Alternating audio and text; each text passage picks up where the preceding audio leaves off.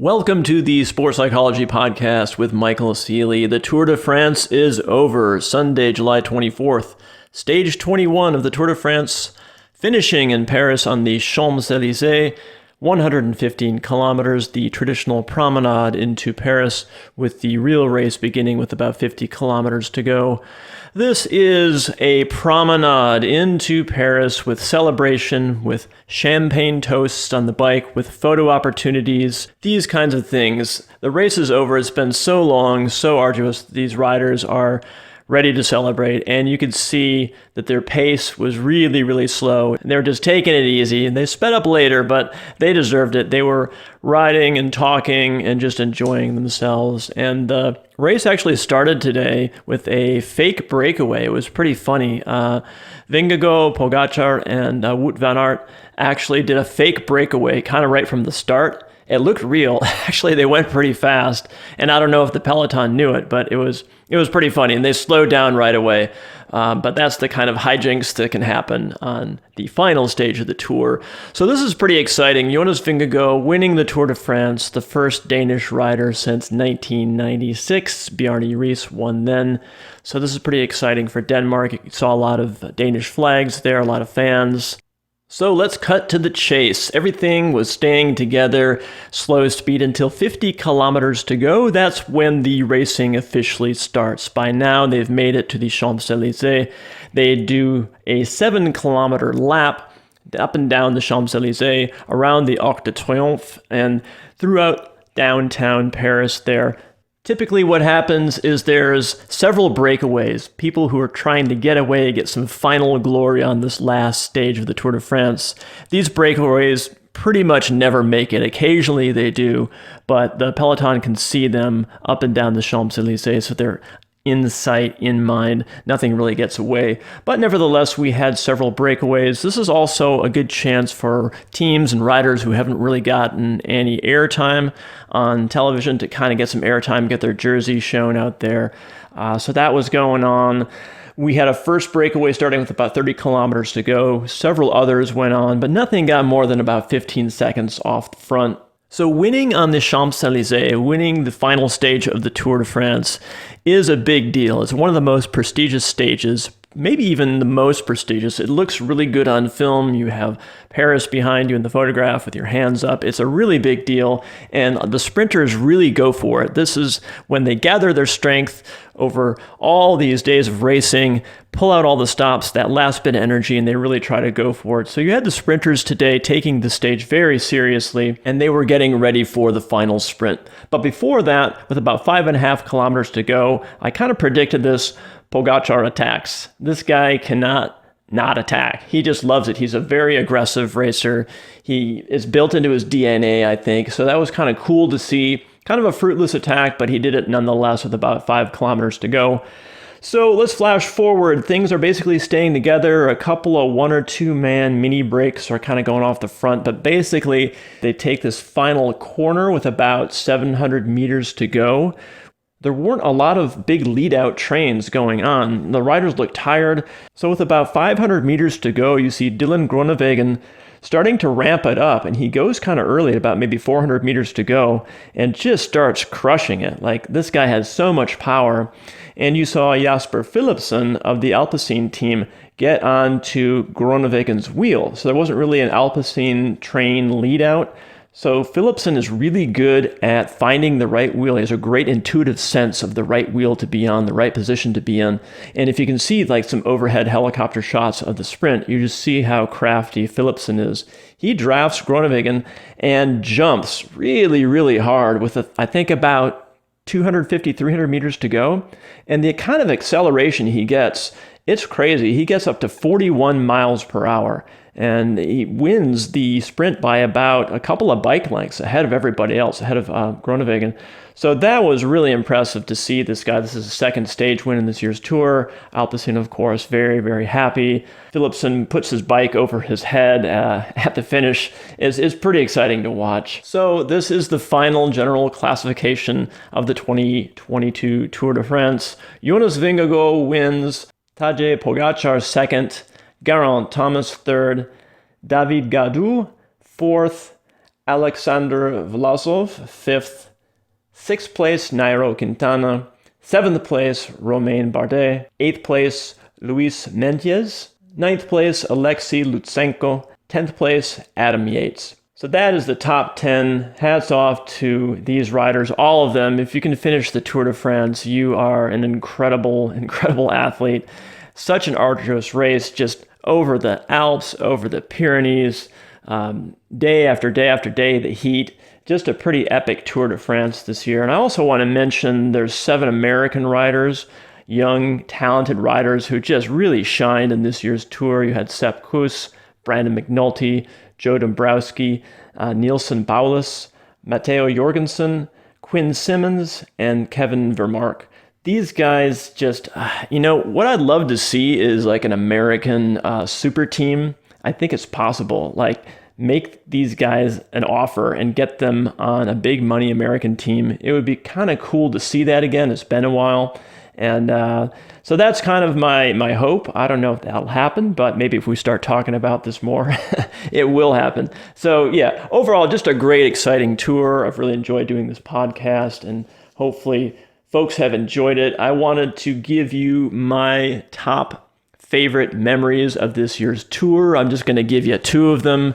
The first one, really, I think this is my favorite of the entire tour. This is stage 7 when Tadej Pogačar sprints past Jonas Vingegaard up a 24% grade. It's on a dirt road. It's just amazing. And you see Pogačar's just his snap and his jump.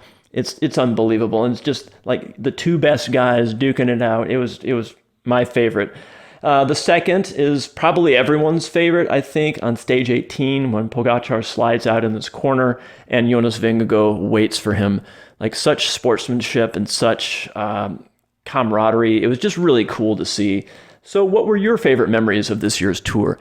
Leave a comment if you're watching this on YouTube. Leave a message if it's on Instagram. Just comment, get involved. Tell me your favorite moments of this year's Tour de France. I'd love to hear about it. I'll finish off today's podcast by asking some cyclists here in Naples, Florida, where I live, at the Fit and Fuel Cafe next to Naples Cyclery. Great place post-ride. If you're ever in Naples, please visit Fit and Fuel Cafe and Naples Cyclery. I was there today watching the Tour de France live, and I asked some cyclists here in Naples what their favorite moments of the Tour de France were. So here you go. So we're here at the Fit and Fuel Cafe in Naples, Florida, and I'm interviewing local cyclists on their favorite moments in the Tour de France. I have Andres Bas here, also known as Rides to Eat. You can follow him on Instagram. He's going to tell us, Andres, what was your favorite moment in this year's tour? My favorite moment was stage 11, when all 44 million of us Colombians were rooting for Nairo Quintana again in the Alps, thinking that we were going to take the stage and maybe even a possible podium, because he was killing it up until just Jonas Vingegaard decided to be a superhuman and do something that I have never seen in cycling and take the stage. Still, he came in second, and that's probably why he's going to be in 6th place. That was my favorite moment. So up next here at the Fit and Fuel Cafe, I have Justin Bouldie of the SoFlo Racing team, and he goes by Mr. Watson on Instagram. Justin, what was your favorite moment of this year's tour? Honestly, my favorite moment of this tour, I've never been a big GC guy until last year, and it was really cool to see Jonas and Pogačar battle it out last year, but seeing them this year with so much competition and just seeing Pogačar attack over and over again and covering Wout van Aert's moves and really not backing down to the Jumbo-Visma's power squad that they have this year. I was pulling for him all tour long. Unfortunately, he's 3.5 minutes down, and there's no coming back from that. But we look forward to next year, and hopefully we have that same kind of competition next year. So next up here at the Fit and Fuel Cafe, we're talking with Angela Parada. You can follow her on Instagram at Francesca Bikes, and she's going to tell us her favorite moment of this year's Tour de France. So my favorite moment was watching the TT yesterday and watching it unfold and seeing when Wout finally saw the results and realized he won, and just the emotion that came over his face. I mean, we've been watching him for the last several weeks, and he's just been so steady with his convictions and, has shown happiness, but it was nothing like the pure joy that we saw on his face yesterday. I love that. So next up here at the Fit and Fuel Cafe is Bill Quincy, local rider, and he's going to tell us his favorite moments of this year's Tour de France. My favorite moment was when Roglic and Vingegaard finally isolated Pogačar and just for a half an hour straight, we're going through towns, attacking. Pogačar had to make a choice who he was going to follow and what he followed. And then he finally got cracked on that stage, but just that action was really exciting, fun, and unusual, and aggressive. So that's my favorite moment. So next up here at the Fit and Fuel Cafe, we have Eric Olsen. You can follow him on Instagram at Masters Blaster, and he's going to tell us his favorite moment of this year's Tour de France.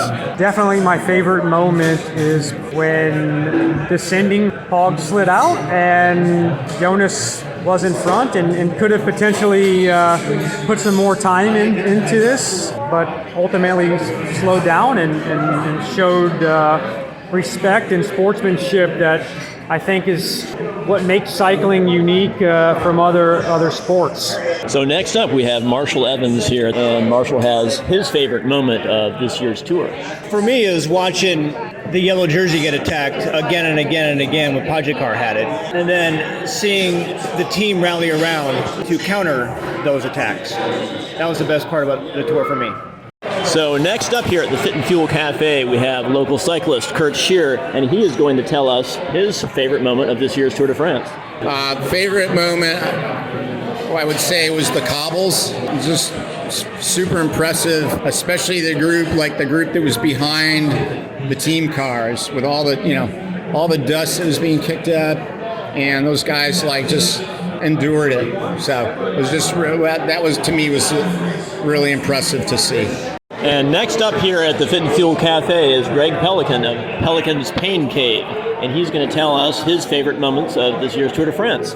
For me, what stood out was when Pogačar is drilling it on a descent in the Pyrenees, and he actually almost causes the leader to crash, and the next turn Pogačar crashes, and then Vingegaard sits up and waits for him, and they shake hands. And I'm like, wow, it's not all about killing each other. It's about sport and sportsmanship. That was the best for me. So next up here at the Fit and Fuel Cafe is Ryan Kuhl, local rider, and Ryan has his favorite moments of this year's Tour de France.